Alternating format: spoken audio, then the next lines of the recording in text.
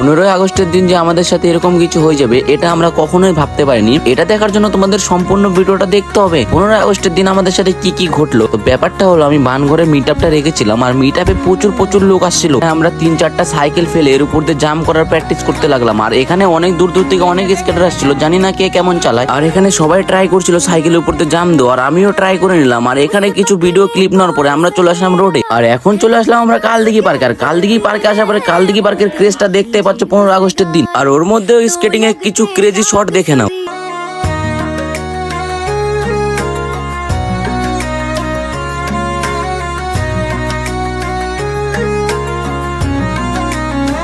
আমার ভিডিওগুলো তোমাদের কেমন লাগে অবশ্যই কমেন্টে জানিয়ে যাও। আর যদি চ্যানেলে নতুন হয়ে থাকো চ্যানেলটাকে ফলো করে পাশে থেকো। আর আমার সাথে যে ভাইটা স্কেটিং করছে, স্কেটিং এর ব্রেক মারতে নিয়ে দেখো কালদিঘি পার্কে উল্টে যায় কি অবস্থা।